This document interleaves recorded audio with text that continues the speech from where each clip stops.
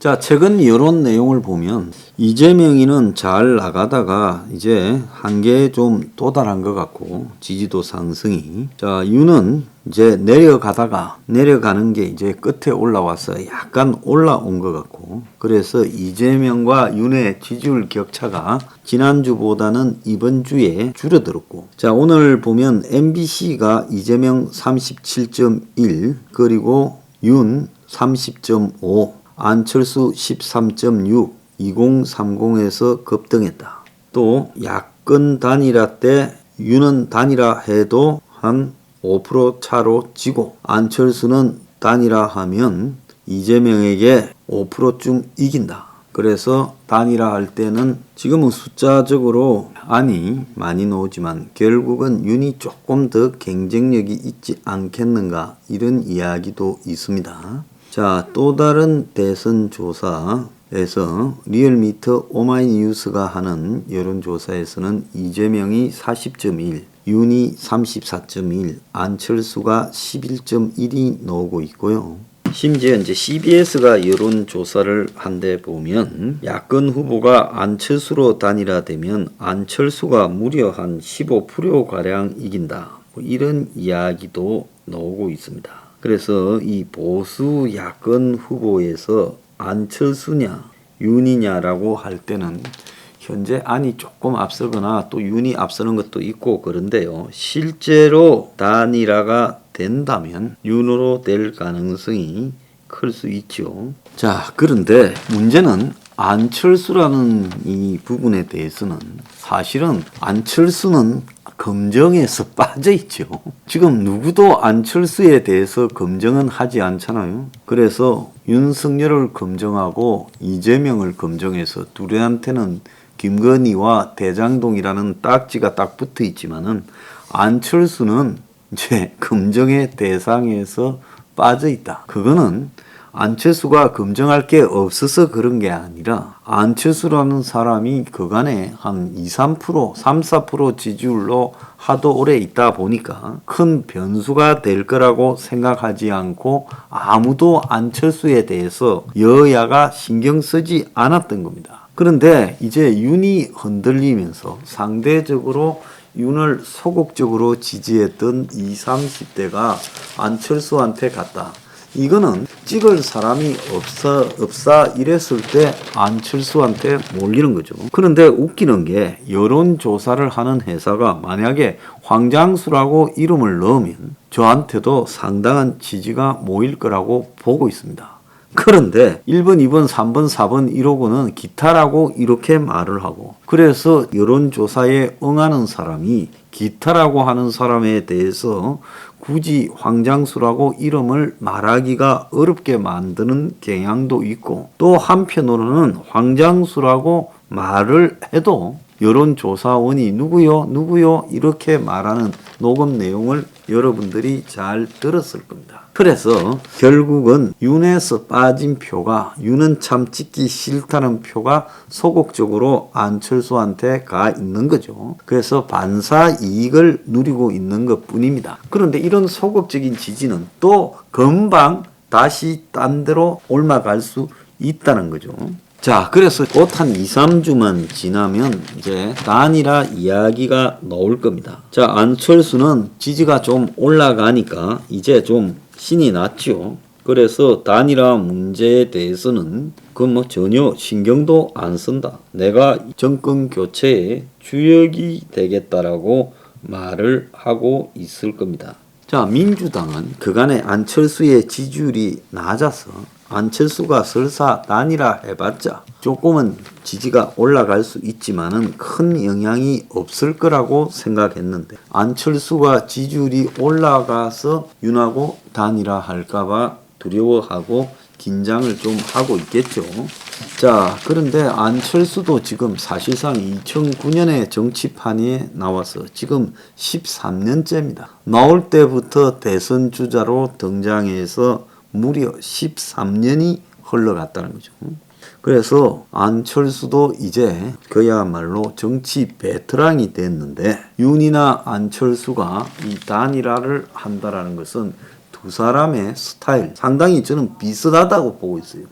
그래서 이 두 사람의 스타일상 단일화를 하기가 쉽지가 않을 거다. 윤석열이 위기에 몰리고 안철수가 지지율이 올라서 몸값이 뛰었다. 자, 그런데 윤이 재역전을 시키는 것이 가능은 하지만은 그렇게 또 쉬운 일로 다가오지도 않을 거다. 그래서 몇 주간 지지율이 조금 줄어든 상태에서 윤이 지는 행태로 선거가 진행될 가능성이 크다. 이재명에게 특별한 또 다른 새로운 악재가 터지지 않는 한 이재명은 대장동은 자기가 이제 무마했다고 생각을 하고 있다. 그렇게 본다면 안철수하고의 단일화 카드가 이 판을 흔드는 건데, 그래서 정권 교체를 하라는 압력이 여론이 높아서 압력이 될 거다라고 하지만 어느 시점에 가면 둘 다 할 수밖에 없을 거고 그때까지 지지율을 올리기 위해서 애를 써야 될 거다. 그런데 경선 룰 싸움의 신경전이 보통 크지 않을 것이다. 그런데 문제는 윤석열과 안철수가 저렇게 단일화해서 과연 둘의 단일화가 시너지 효과가 올 수 있는가? 저는 둘의 단일화를 해도 시너지가 별로 크지 않을 수 있다는 겁니다. 결국 둘의 단일화는 진 사람이 총리라도 맡고 권력의 부스러기를 나눠 먹는 행태로 단일화가 될 건데 그런 단일화가 무슨 의미가 있겠느냐. 또 윤도 지금 색깔이 뭔지 모호하고 안도 모호하기 때문에 그야말로 정치적 칼라가 모호한 두 사람을 모으면요, 이 둘의 좀 특징이 하나 있습니다. 윤도 한때 현 여권 인물이었고 안도 한때 현 여권의 문가리 대통령을 지지해서 같이 당도하고 오랫동안 같이 지내다가 이제 그 다음에 탈당을 해서 나왔지만은 잘 되지 않았습니다. 자, 그러면 기존에 크게 보면 보수 진영을 대표하면서 확장성을 가지느냐는 문제에서 이 보수 진영에서 칼라가 확실한 사람이 하나가 없다라는 겁니다. 이것도 참 비극이라면 비극이죠. 그런데 여기서 이제 제가 하나 이야기를 합니다. 안하고 윤하고 단일화를 하는 게 아니라 나와 있는 사람 전부를 단일화하자. 그런데 그 단일화에는 어떤 조건, 예를 들어서 자리나 거래 이런 거 없도록 하자. 자, 조건 없다. 단일화하자. 다만 단일화에는 같이 단일화가 돼야 된다. 그 단일화에 참여하는 사람들에 있어서 같이 우리 같으면 행명 21에 서포 15조 단일화 그리고 문 정권에 대한 심판 이 두 개 문제가 우리 4대 요구 중에 남아있지요. 그러지 않습니까? 개혁을 하라. 그리고 문 정권을 심판한다. 그 두 개는 여전히 남아있어요. 최근 들어서 개헌이나 연정 소리는 3인방 물러나고 김씨 3인방은 조용해졌고 선대위 쇄신도 그래 김은종이 물러가고 신김 3인방이 물러갔으니까 정리됐다 칩시다. 그러면 남아있는 거는 문재인 정권에 대한 명확한 심판을 전제로 하는 단일화. 그리고 더 나아가서 개혁을 갖다가 철저하게 기득권에 맞서 하는 거 두 가지가 단일화의 핵심 요건이 돼야 된다. 그리고 그것만 맞다면 단일화 토론하고 여론조사에서 단일화 해야 된다. 저는 그걸 주장을 하는 겁니다. 만약에 그러지 않고 안철수하고 색깔이 불투명한 윤석열이가 둘이서 단일화를 한다면 저는 이 둘도 심판해야 된다고 생각합니다.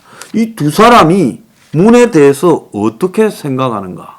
단편적으로는 분노하는 듯이 말했지만 아직까지 한 번도 문 정권 심판과 법적인 단죄를 말하지 않았어요. 그리고 좌파 세상을 어떻게 척결하는지 말하지 않았습니다. 제가 아까 생방송에서도 간단히 언급을 했습니다마는 어제 이한열 모친 배은심 별세에 대해서 사망에 대해 윤석열은 여사님 뜻 우리가 이어가 민주주의 발전으로 보답 안철수는 어머님 감히 넘볼 수 없는 숭고한 정신과 꼿꼿함을 남겼다 말했습니다. 이걸 보면 이 두 사람이 과연 문정권을 극복을 하는 단죄를 할 수 있겠는가? 저는 못할 거라고 보고 있습니다. 그래서 누가 되더라도 보수로서의 자기 정체성을 상실한 두 사람이 단일화를 하고 있다. 그렇기 때문에 이 보수의 기본가치, 문 정권에 대한 심판과 법적 단죄, 그리고 역사적 청산 이런 것은 매우 중요한 문제다. 만약에 둘 다 5.18 찬양하고 둘 다 뭐 나중에 개헌하고 둘 다 연정하고 이러자면 어떻게 되겠어요? 이 나라가 이 문제를 정확하게 하고 그 다음에는 개혁이라는 말이 있어야 되는데 윤석열도 안철수도 도대체 개혁이라는 부분이 별로 보이지 않는다. 이 두 사람이 가장 중요한 한마디로 주거나 일자리나 이런 부분에 대해서 개혁적인 대안을 제대로 말한 걸 보지 못했다는 게 제 생각입니다. 그래서 윤, 안, 저 뿐만 아니라 다른 보수 대선 후보가 있다면 다 모여서 그런 부분에 대해서 내걸어야 될 기본적인 가치에 공감을 하고 그 다음에 토론을 하고 그래가지고 여론조사를 해서 단일화를 해야지. 윤하고 안하고 둘이 단일화를 한다면 그거는 서로 지지율만 가지고 정치공학적으로 단일화한다면 그게 도대체 무슨 의미가 있겠냐 그죠? 안 그래도 색깔이 희미한 저쪽하고도 가까운 윤하고 안이 지지율만 서로 합치려고 단일화를 하면 이제 저 둘의 당은 기존의 보수와 한참 멀어도 멀리가 있는데 이기는 게 능사라고 그 단일화를 맹목적으로 추진하는 것이 옳으냐? 그 단일화 이전에 내세워야 될 분명한 가치가 있다. 그래서 이것이 그 둘만의 단일화가 아니라 전부가 가치에 기반한 단일화가 돼야 된다. 만약에 그게 아니라면 윤과 안의 단일화의 본질을 정확하게 비판하면서 저런 색깔이 의심스러운 두 사람의 자리를 노린 단일화, 저것은 용납할 수 없다. 무산시키겠다 하는 것이 저의 목표입니다.